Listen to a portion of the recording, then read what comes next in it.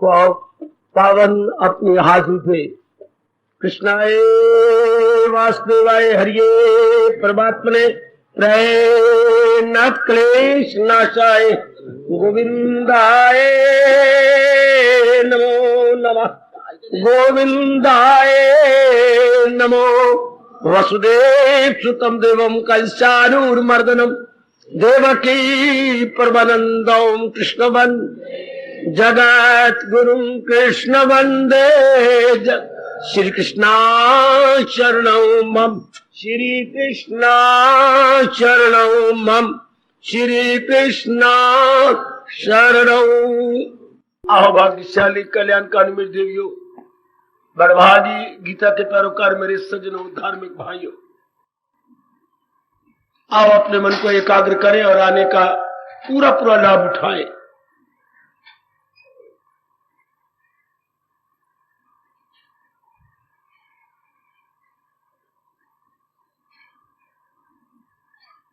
आज फिर मेरे प्रभु मुझे प्रेरणा दे रही है।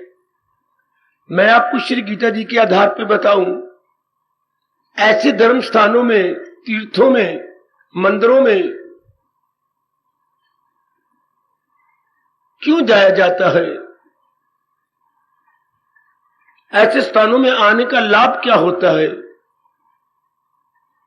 और लाभ होना क्या चाहिए।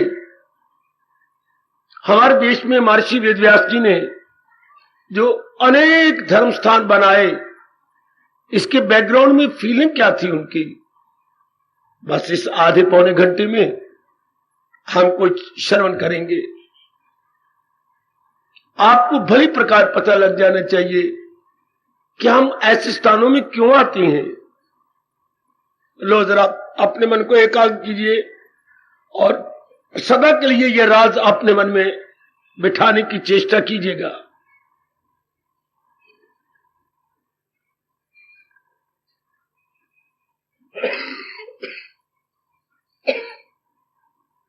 आप आज तक भली प्रकार देख चुके हैं मेरे सज्जनों।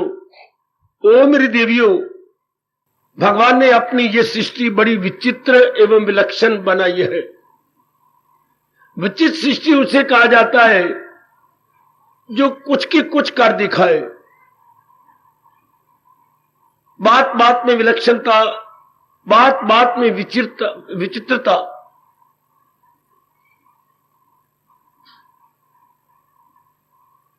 थोड़ी देर पहले कुछ और हो, कुछ देर बाद बिल्कुल उसके विपरीत हो जाए, जिसका हम उम्मीद भी ना करते हो। हम कहते हैं बड़ी सृष्टि विचित्र है। तो जो चीज विचित्र होती है उसका विश्वास नहीं होता। विश्वास में देवियों उसका किया जाता है जो एक समान रहे अपने साथ और दूसरों के साथ। ध्यान देना, एक समान। मैंने आपसे कहा ऐसा करूंगा तो मैं आपको ऐसा ही करता हुआ दिखाई दूं। अगर आपके कथन के मुताबिक मैं वैसा ना करूं तो ये होगी मेरी विचित्रता। सृष्टि में बात बात में परिवर्तन होता है। जिधर भी आप देखेंगे, व्यक्तिगत परिवर्तन, पारिवारिक परिवर्तन, सामाजिक परिवर्तन, मेल मिलाप में परिवर्तन। फिर देखिए विलक्षण बात, जो चीजें हमें शुरू में प्यारी लगती हैं, चंद दिनों के प्रयोग के बाद वो उतनी प्यारी नहीं रहती। भगवान का यह नियम अपना पूरा काम कर जाता है, उपयोगिता आरास नियम। लॉ ऑफ डिमिनिशिंग यूटिलिटी बड़े जोरों से काम कर रही है। आज वस्तुओं में बड़ी अच्छी लगती है, कुछ दिन हम उसके कंज्यूमर बनते हैं, उपभोक्ता बनते हैं, फिर वो राशि नहीं रहता। फिर जी चाहता है कोई और चीज ले, और साड़ी ले, और कोई सूट ले, कोई और चीज ले, और कांटे बनाए, कुछ और करे। साइकिल नहीं स्कूटर हो, स्कूटर नहीं मोटरसाइकिल हो, आज छोटी सी कार बन गई, ये हम मारुति कार ले ले। आगे आगे आगे आगे मन वैरायटी में लगा हुआ है और वैरायटी का नाम ही दुनिया है। ऐसा क्यों? चूंकि मन को तृप्ति नहीं होती। कई प्राणी पदार्थों का उपभोक्ता बनने के बाद भी मेरे सजो मेरे देवियों मन तृप्त नहीं होता, इसलिए वो खोज कर रहा है। मन को आप खोजी कहेंगे तो बहुत अच्छी बात रहेगी, आपको बहुत कुछ समझ आ जाएगा यदि मन का नाम खोजी रख दो। वो खोजी बना हुआ और खोजता फिरता है। क्या इसका गुम क्या हुआ जो खोजता फिरता है? सदा रहने वाली शांति, ये खोजता फिरता। इसे चाहिए हैप्पीनेस, ले लेता है प्लेजर। प्लेजर होता है किसी से, किसी के द्वारा, बाय मीन्स ऑफ। और हैप्पीनेस होती है अपने में से, यानी वो खुशी और अपने में से जो मिल जाए वो शांति। अपने में से शांति लेने वाले आप जैसे बहुत थोड़े नेक जीव होंगे, वरना 99% आजकल के नर नारी किसी के द्वारा खुशी लेते हैं। पढ़ाई के द्वारा, कमाई के द्वारा, पत्नी के द्वारा, पति के द्वारा, अपने बेटे के द्वारा, अपने बड़ी बड़ी पदवियों के द्वारा। अच्छा, किसी के द्वारा। अब परमात्मा का यह नियम है, जो किसी के द्वारा खुशी लेंगे, हां, वो चंद दिन रहेगी, वो हमेशा नहीं रह सकती है। ये मैं इस पर क्या प्रकाश डालूं? भगवान का नियम यही है, जैसे दिन के बाद रात आएगी। अब क्यों रात आएगी, इसको मैं क्या जवाब दूं? यह भगवान का अटल नियम है। रात के बाद दिन आएगा, गर्मी के बाद सर्दी आएगी, सर्दी के बाद जरूर गर्मी आएगी। इसका कोई जवाब नहीं देता। हम ये कहेंगे भगवान का ये सिद्धांत है, ये प्रथा है, ऐसी प्रथा भगवान ने चलाई है। तो ये भी ऐसी प्रथा है कि 4 दिन शौक दे, फिर उआ कुत्ते भौंक दे। 4 दिन हमारे शौक से किसी के साथ कट जाते हैं, फिर नहीं। पर यह तब रहता है मेरे सजों जब हम बारमुखी हो। बारमुखी वो इंसान कहते हैं ये चीज मिल जाए, ये मिल जाए, ये मिल जाए, जो हर समय बाहर के प्राणी पदार्थों को अपने लिए खुशियां कारण समय करके दिन रात अटेनिंग में लगे रहते हैं। तो आज का इंसान क्या है? Attaining, maintaining. ये चीजें मैंने ले ली, इसको मैं बनाए रखूं, इसको मेंटेन करूं, अर्थात इसके संरक्षक। मेंटेन होता संरक्षक बनना, इसकी संरक्षणा करना। शाबाश। इसी में आजकल बहुत संख्या का जीवन गुजर रहा है। अटेनिंग, मेंटेनिंग, प्राप्त करना, रक्षा करना, प्राप्त करना, रक्षा करना। आप जैसे थोड़े से ऐसे जीव होते हैं जिनका मन इन बातों से टूट जाता है। ऐसे कड़े तजर्बे मेरे भगवान जी आपको करा देते हैं कि आपका मन अब इस बात में विश्वास नहीं करता, टूट गया। कई प्राणी पदार्थों को आजमाकर और उनकी खुशी को उड़ता हुआ देखकर आपका मन टूट जाता है। आपके मन में अब ये भगवान बिठा देते हैं कि मैं कल्याण कर जाऊं।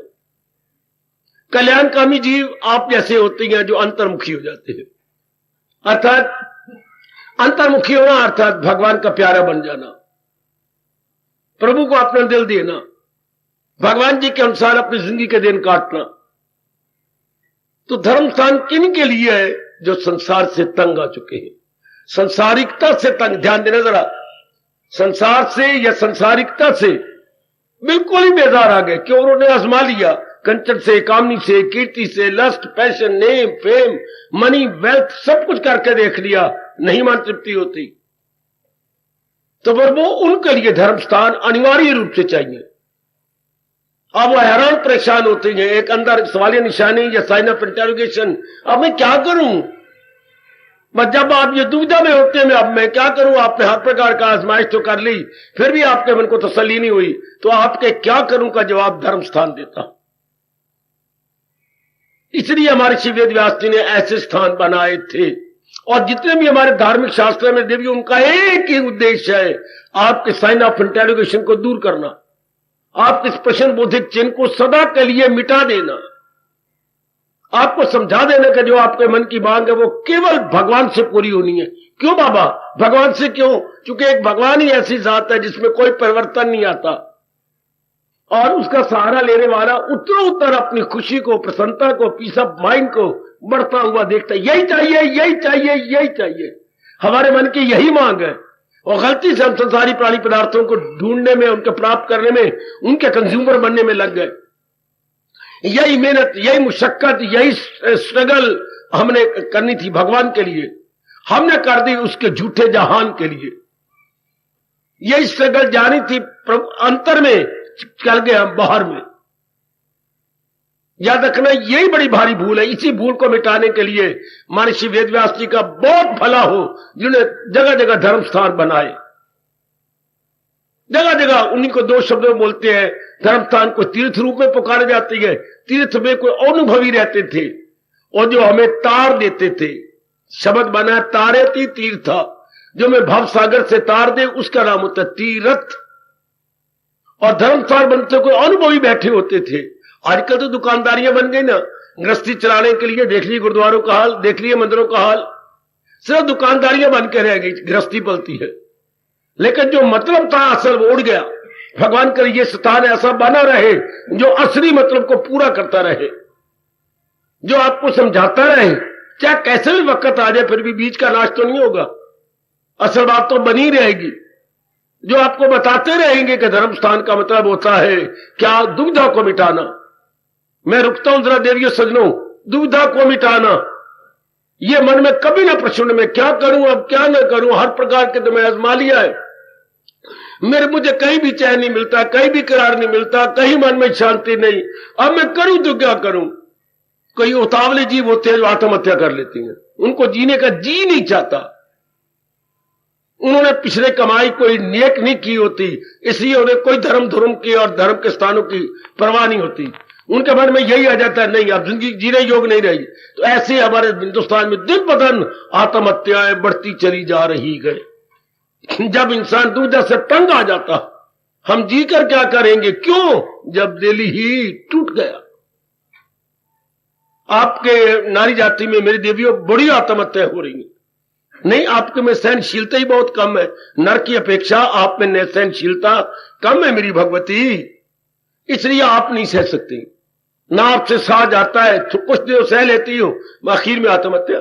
आप अपनी जान पे खेल जाते हैं। वाह वाह। तो ऐसा हाल ना हो जैसे आज बच्चे के मुंह में आया टेंशन का मतलब यही है, साइन ऑफ इंटरोगेशन।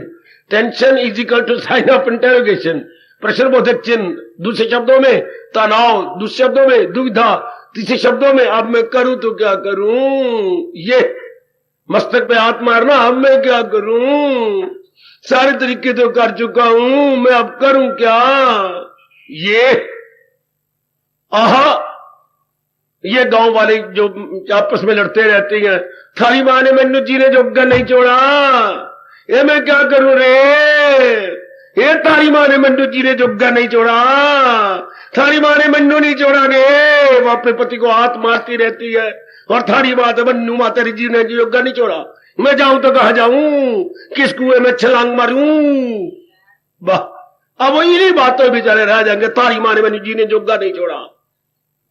वाह, अब असल बात क्या है, मन ने जीना जोगा नहीं छोड़ा। मन बारमुखी क्यों हुआ। मुबारक ऐसे स्थान जो हमें, और खासकर ऐसे स्थान में मैं अपने मुंह से कह रहा हूं जहां गीता जी है, गीता का सिद्धांत है, और अर्जुन के सामने यही था, अब मैं करूं क्या मैं दाता। अर्जुन की गीता, अपनी गीता यही शुरू होती है जो आप इंटेंशन से, क्या तबीयत है कमजोर दिल नर्म है, अब उलझन है मेरा क्या धर्म है। अर्जुन भी एक उलझन पे खड़ा है, बड़ी भारी उससे उलझन है, मैं क्या करूं, भाग जाऊं या लड़ूं या भगोड़ा बन जाऊं। आखिर में उसने फैसला किया था, गदाई में इससे तो जीना भला, मैं तो भगोड़ा बन जाऊंगा, मांग मांग के टुकड़े खा लूंगा, लेकिन मैं युद्ध नहीं करूंगा। मतलब क्या कि वो रह गया कि ये ऐसा नहीं होना चाहिए, ऐसा नहीं होना चाहिए।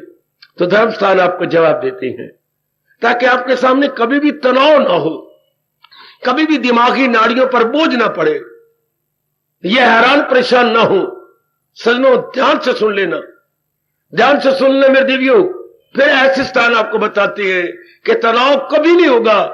ध्यान से सुन ले सब के सब, यदि हम भगवान जी के उपदेश के अनुसार जीना सीख जाए तो। मैं 1000 बार कहने को तैयार हूं और आप बड़े ध्यान से सुन लेना।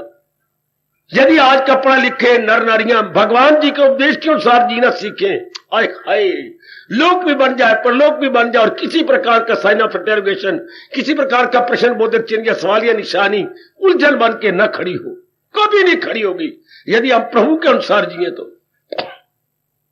शुरू से ही हमें पता होना चाहिए था, जो गीता जी में कह रहे हैं, जो है मेरी तालीम पर कारबंद, करे नुक्ता चीनी को जो ना पसंद, अकीदत से पाबंदे अरशाद गए, वो कर्मों के बंधन से आजाद है। खुद भगवान जी कहते हैं उनके सामने कोई बंधन नहीं होगा, वो सदा कही आजाद। पर कौन? जो है मेरी तालीम, जो भगवान की शिक्षा के अनुसार अपनी बुद्धि और अपने मन और अपने तन को चला रहे हैं। तीन ही तो है, बुद्धि, मन और तन। इन तीनों को भगवान गौर से सुन लेना मेरे सज्जनों। ओ मेरी कल्याणकामी देवियों, मेरे जैसों को भगवान इसलिए भेजता है कि आपके अंदर हलचल दूर हो जाए, बेचैनी दूर हो जाए, बेकरारी न रहे। आपका मन जो 2 दिन 4 दिन जिंदा रहना है, प्रशांत होके जिए, आनंदित होके जिए। जैसे पिताजी हर बेटे को लिखते हैं अपने पत्र में, ऊपर शुरू जब करते हैं तो यही लिखते हैं, सदा सुखी रहो मेरे बेटे। आखिर में लिख देते आनंदित रहो। पर पिताजी ये नहीं बताते कि सदा सुखी रहे कैसे, आनंदित कैसे रहे। भगवान जी के उपदेश के अनुसार महाराज जी ने जो चोटी का उपदेश दिया, जो हमारी दुनिया में गीता के नाम से बहुत ही पॉपुलर है, वो इसका मतलब यही है कि इंसान को बताया गया कि वो इसके अनुसार रहेगा। न बुद्धि में कोई अड़चन, न मन में कोई दुविधा, और न ही तन के अंदर कोई असमंजस। जी बड़े प्रेम पूर्वक जी, जैसे कि आप लगातार देख रहे हैं, लगातार यहां अटेंड करने वाली मेरी देवियां खुद ही अनुभव कर रही हैं, कितना जीवन क्या सुलझ जाता है। किसी प्रकार की दुविधा नहीं रहती, किसी प्रकार की। और यही दुविधा अगर कुछ समय रह जाए तो आपको पता है, दुविधा में दोनों गए, माया मिली ना राम, न लोक के रहे न परलोक के रहे। दोनों ही जीव गवा बैठता है मेरे सज्जनों।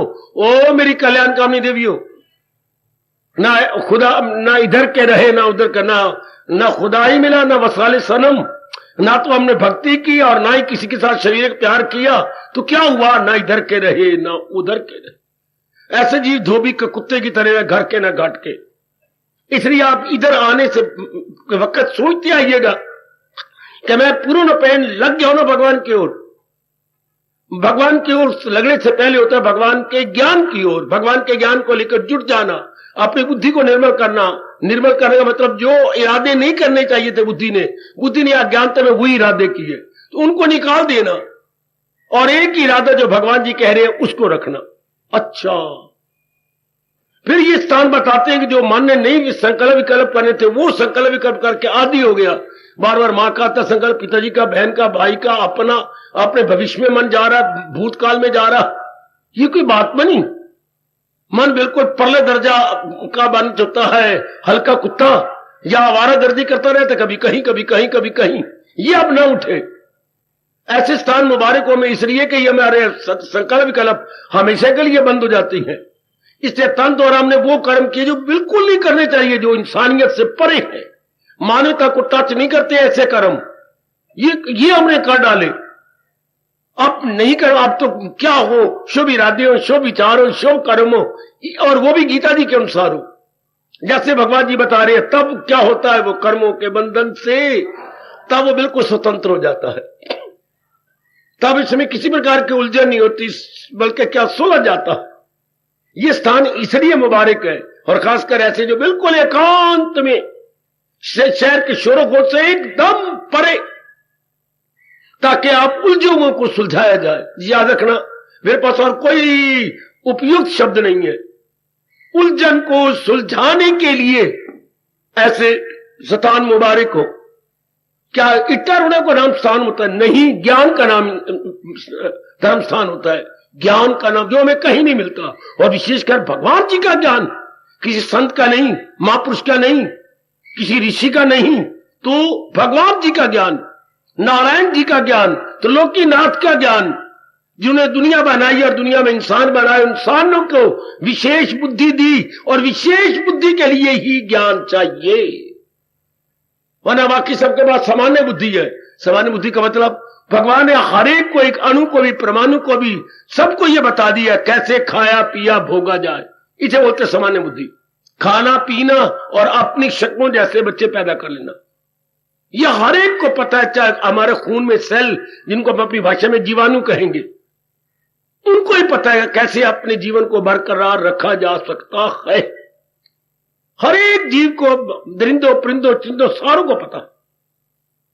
इंसान को भगवान ने विशेष बुद्धि दी है, जो खाने पीने और अपने से बनाने के परे कल्याण भी कर सकता है।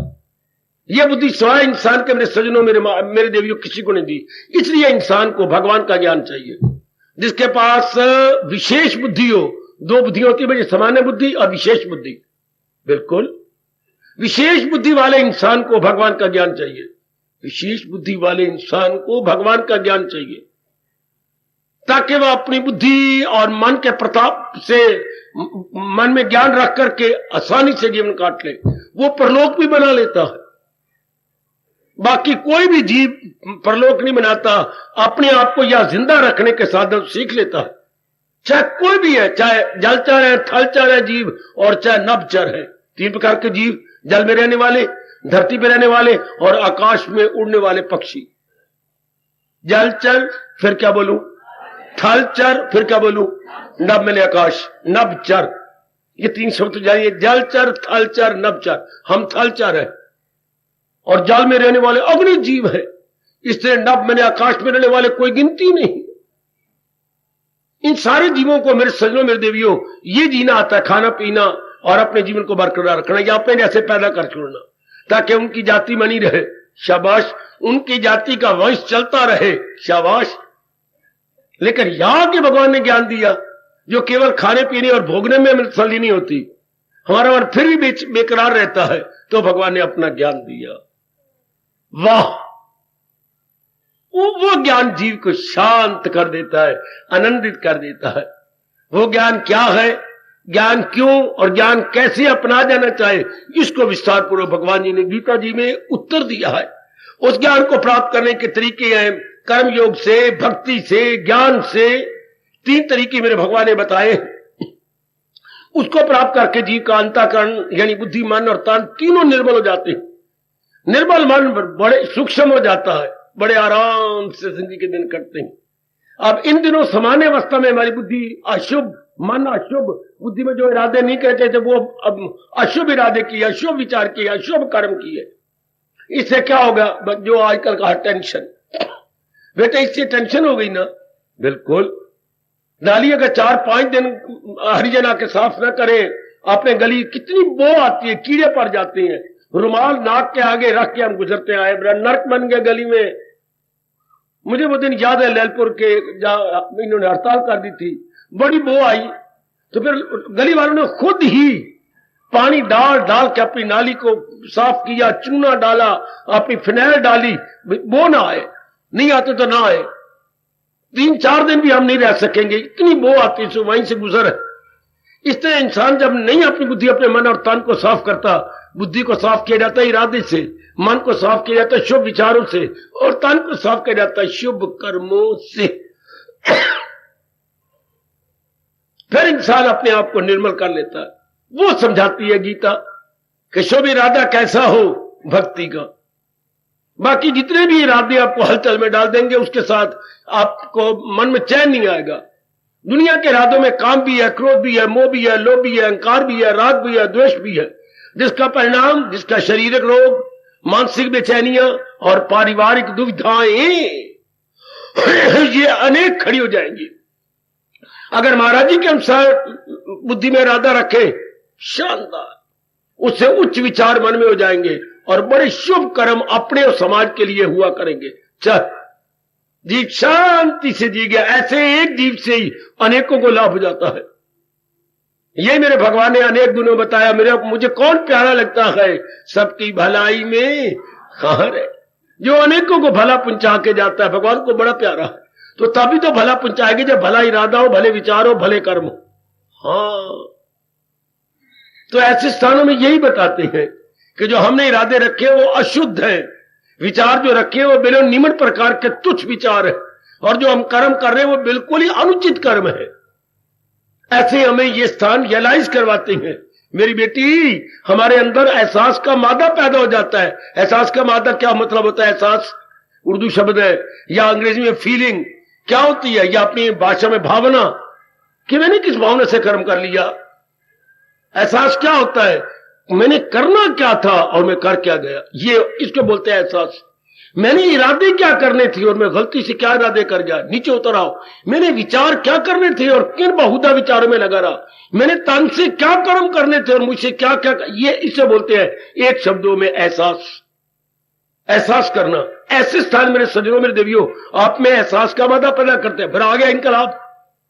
किसी भी नर नारी में इनकलाब लाना हो तो किसी पूज्य हुए महात्मा द्वारा उसमें एहसास का मादा पैदा करवा दो, बस बड़ी जल्दी बदल जाएगा। जिसमें यह पैदा हो गया और वो छम छम रोएगा, इसे हम कहते हैं प्रायश्चित करना या पश्चाताप करना है।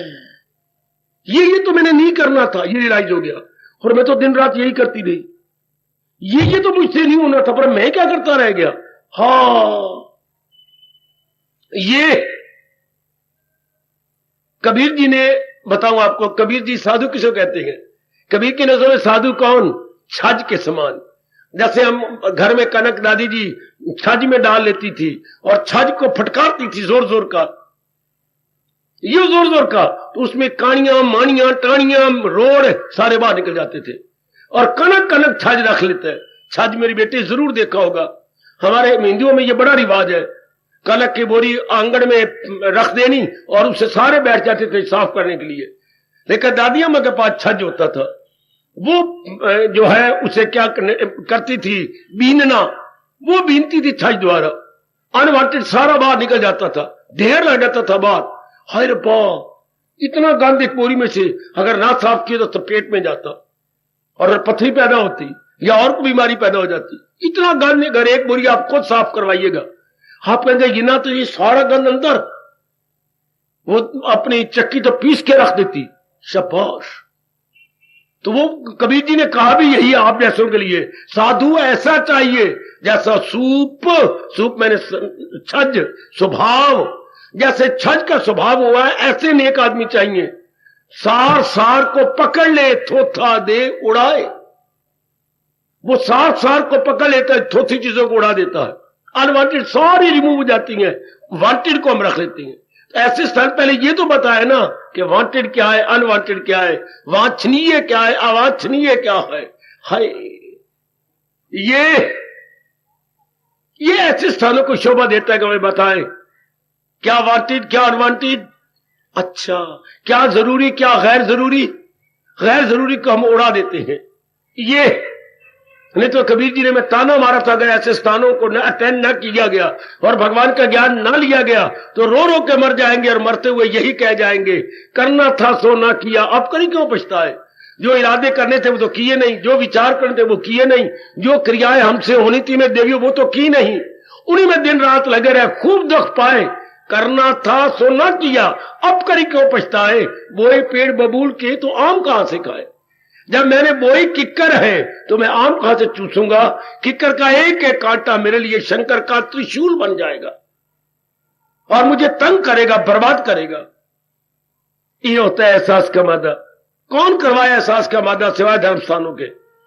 धर्मस्थानों में जाकर के हमें एहसास होता था और हम क्या बन जाते थे, बद से नेक बन जाते, दुराचारी से सदाचारी बन जाते थे। आहा, परमात्मा कसम में कुछ झूठ नहीं कह रहा, दुराचारी सदाचारी बन जाता। कंकर से हम शंकर बन जाते थे और शव से हम शिव बन जाते थे, जीरो से हम हीरो बन जाते थे।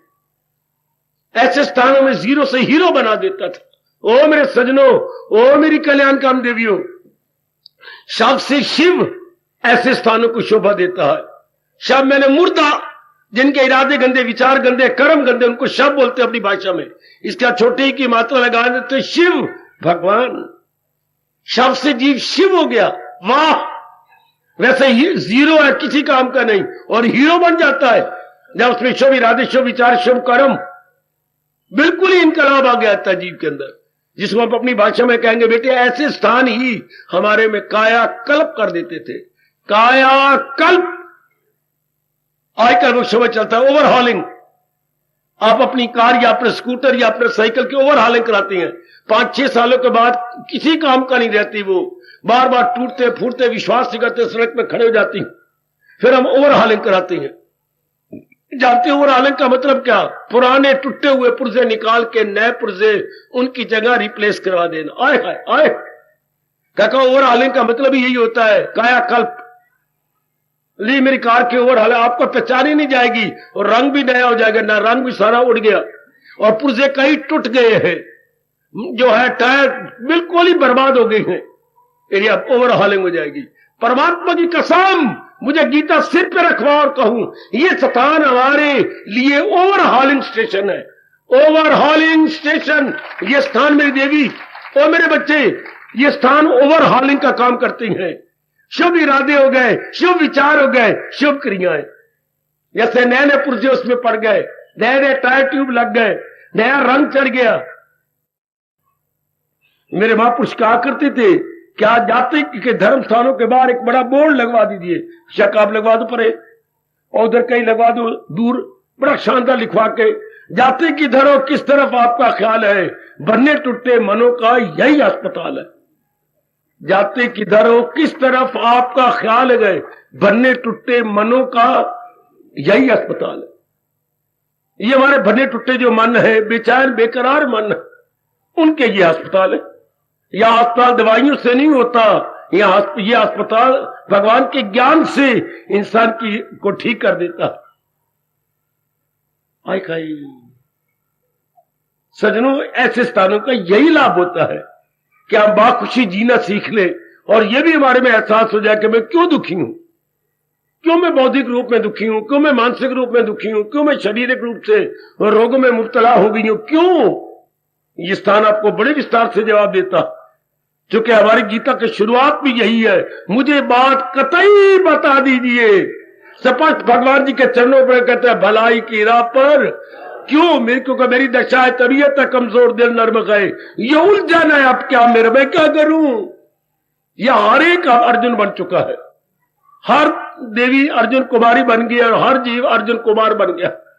ये उलझन है, अब क्या मेरा धर्म है, मैं चेला खुदा था, मेरी मदद कीजिए जो हो नेक रास्ता, मेरे लिए क्या वाजिब है। ये धर्म स्थान इसलिए होते हमारे अंदर के उलझन को दूर करने के लिए, हमें सुलझाने के लिए। शाबाश, इसलिए इस धर्म स्थान चाहिए। मैं देखता था धर्म स्थान बोलते हुए मुझे दादी जी याद आ रही हैं, पिताजी की मां हमारी लगी दादी। तो वो जब धागा बहुत बड़ा हो जाता था तो कटा जाता था इसके ऊपर उसको आप चरखे पर कट कुट के, पता नहीं फिर वो क्या करती थी, फिर धागा अपने पैरों में यूं लंबा यूं करके फिर उससे गोटे बनाए जाते थे। यूं वो चलता जाता धागा और यूं यूं गोटे बनते जाते, ये अपने दोनों अंगूठों पर, और कोई उलझा हुआ धागा तो फिर रोक के उसके सुलझा के फिर गोटे बनाने शब्द, फिर वो कपड़ा बुनता था।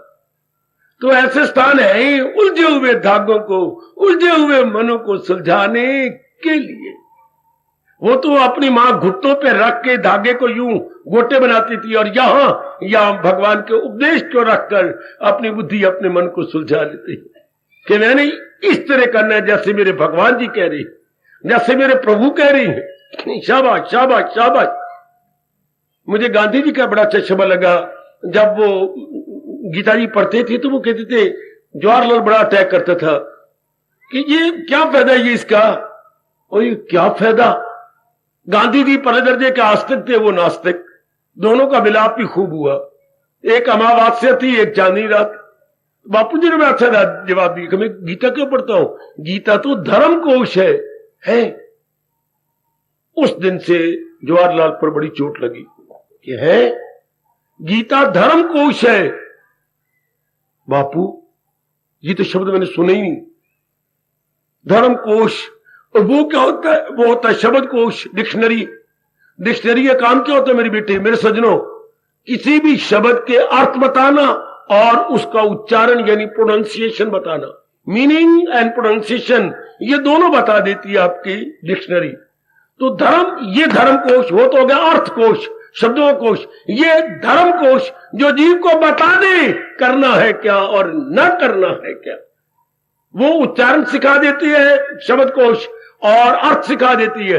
गीता धर्म कोश है, गीता शब्द कोश नहीं, धर्म कोश जो जीव को बता दे उचित क्या है अनुचित क्या। बस तो कितनी जरूरत है फिर इंसान को यह जानने की। जैसे पढ़े लिखे बच्चों को जो आगे आगे पढ़ते जा रहे हैं, डिक्शनरियां चाहिए, कई प्रकार की डिक्शनरियां चाहिए। इस तरह आप जैसे इंसान जो कल्याण चाहते हैं उनको गीता धर्म कोश चाहिए, जो बात बातें बताता रहे ये उचित है ये अनुचित है, बुद्धि के लिए, मन के लिए, तन के लिए। ऐसे इंसान लोक परलोक बना के भगवान की जात में समा जाते। अब तो पता ही नहीं ना अब क्या हो रहा है, अंधाधुंध हम नकल कर रहे हैं। बेटियां अंधाधुंध, जैसे समाज तो पहले दर्जे के बेवकूफ है, जैसे वो खाता है पीता है, बाल काटता है, भिट्टे काटता है, या जो भी, आप बिल्कुल नकालची बन गई, बंदरिया बन गई।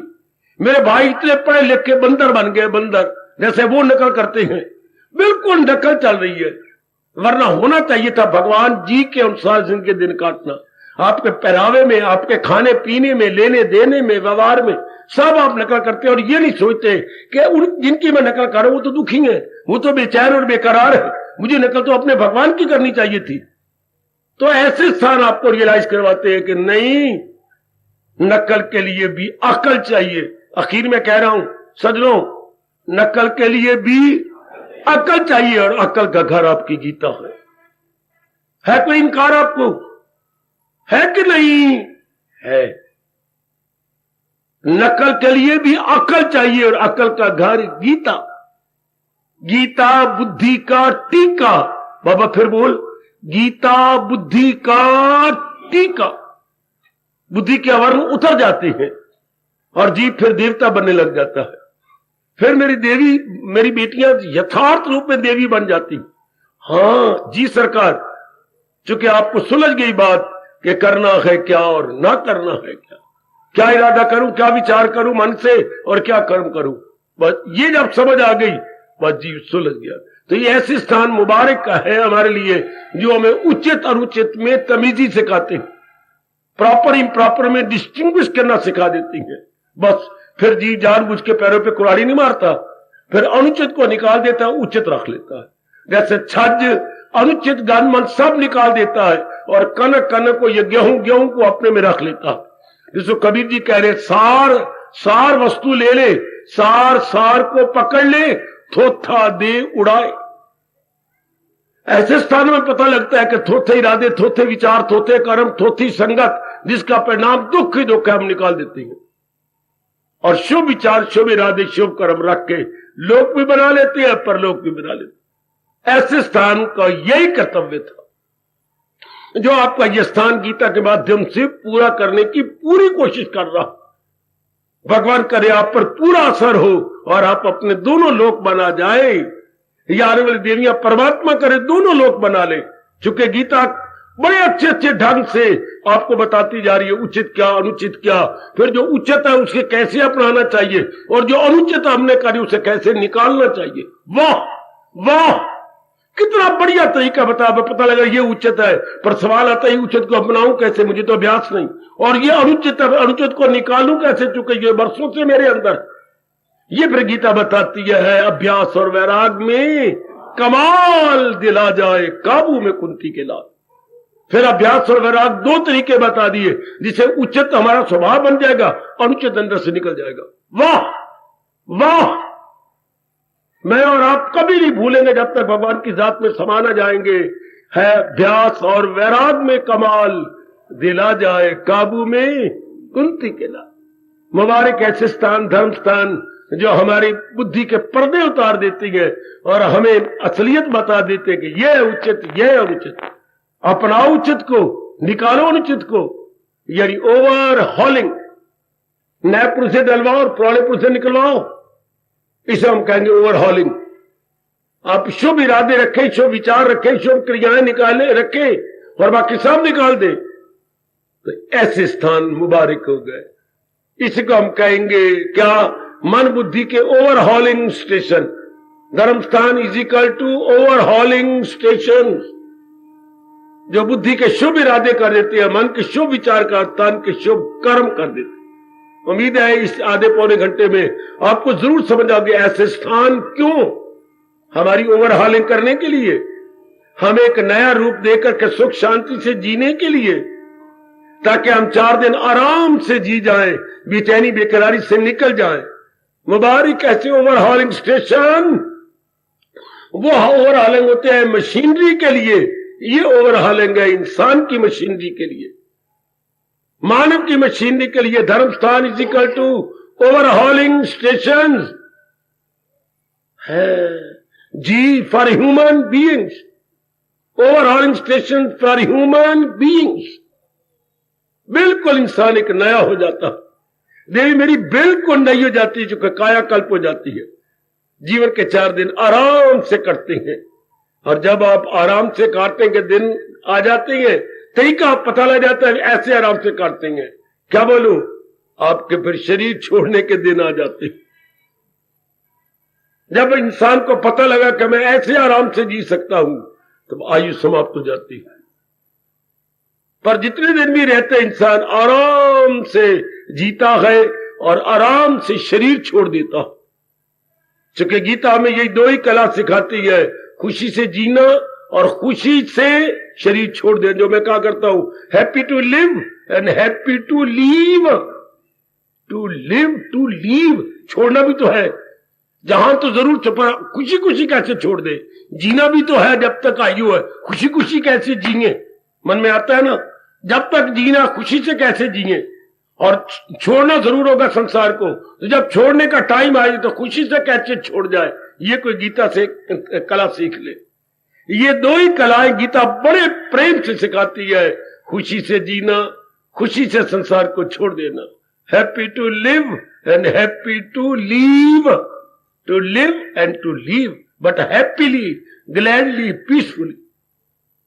जब हम अपने भगवान जी के ज्ञान को ले लेते हैं, मेरे सज्जनों, ओ मेरी देवियों, इस रूप में आपका यह आना सफल हो। इस रूप में हर बुजुर्ग, हर भाई, हर भैया, हर बेटी का इस धर्म स्थान में आना मुबारक, और भगवान करे ऐसा ही हो। हर देवी ये सीख ले, क्या ओवरहॉलिंग अपनी करवाना।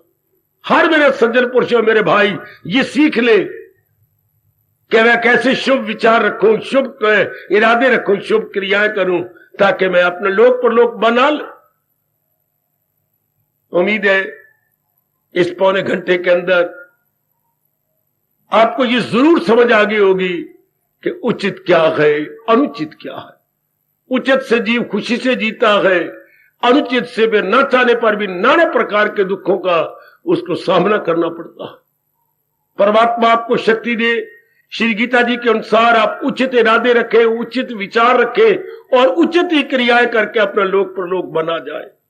तब आपका बड़ी खुशी और उत्साह पूर्वक ऐसे स्थानों में आना मुबारक, मुबारक। मैं अभी कह रहा था, फिर क्या होता है, वो कर्मों के बंधन से आजाद, बिल्कुल स्वतंत्र रहती हैं। हमें इतनी मुथाजियां नहीं होती और आजाद होकर भगवान की जात में समा जाती। सफल हुआ हमारा जीना और सफल हुआ हमारा शरीर का छोड़ जाना। ऐसे जीव नहीं बारंबार आवागमन के चक्कर में आते या बार बार गर्भ में गिरते, बल्कि वो फिर जी भगवान की जात में समा जाते हैं।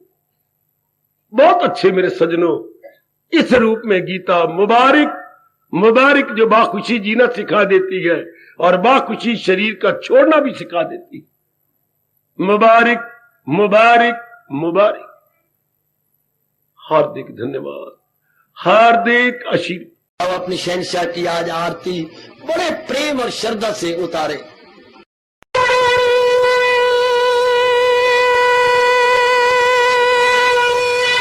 ओम जय जगदीश जय हरे स्वामी जय दीना लात हरे भगत दास जनों के अवगुण